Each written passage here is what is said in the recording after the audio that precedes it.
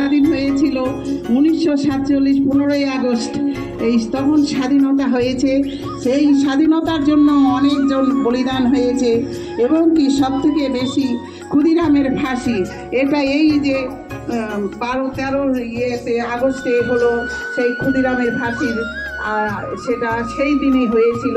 এবং আজকে যেগুলো হচ্ছে 15ই আগস্ট, আজকের দিনে স্বাধীনতা হয়েছে এবং কি 1947 থেকে এবার 79তম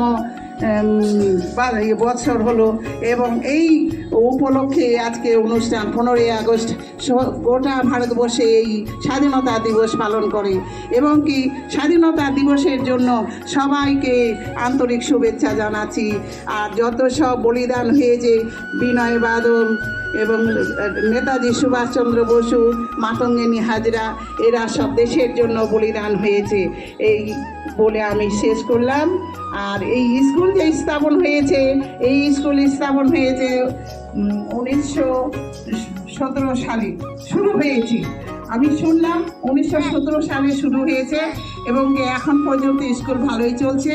এভাবে যেন উন্নতির পথ হয় এবং কি সবাই যেন ভালো পজিশনে দাঁড়াতে পারে, এটার জন্য আমার খুব থাকছে আন্তরিক শুভেচ্ছা। সবাই ভালো শিক্ষক শিক্ষিকারা সবাই যেন ভালোভাবে প্রতিষ্ঠিত হতে পারে এবং কি আরও উৎসাহ দিতে পারে, এই অনুষ্ঠানে অনেক কিছু আনন্দ উৎসব হোক, আমিও এটা চাই।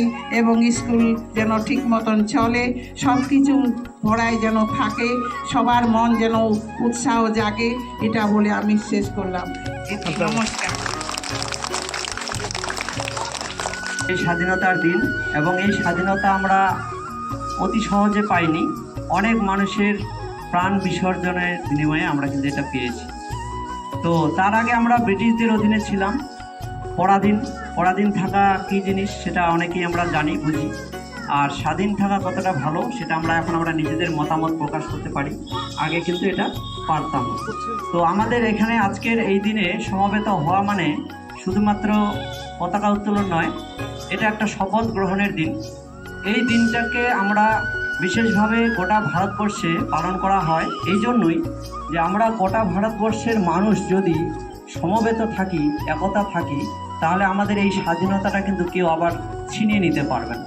আর আমরা যদি একত্রিত না থাকি তাহলে কিন্তু এই স্বাধীনতা কেউ না কেউ হয়তো ছিনিয়ে নিতে পারে, আবার আমরা কিন্তু পরাধীন হয়ে যেতে পারি।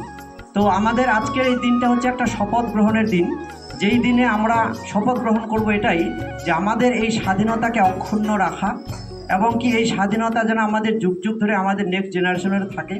তাহলে শুধু আমরা আমাদের জন্য ভাবছি না, আমাদের যে নেক্সট জেনারেশন আছে তাদেরও জন্য ভাবছি, তারাও যেন স্বাধীনভাবে থাকতে পারে। তো এটাই হচ্ছে একটা বিশেষ দিন, তাই আমরা এই দিনটাকে সেদিক থেকে মনে রাখবো যে আমরা আজকে একটা শপথ গ্রহণ করার জন্য এসেছি যে আমাদের এই স্বাধীনতা আর দ্বিতীয়বার কেউ অর্জন করতে পারবে না। এই বলে আমি আমার বক্তব্য শেষ করব।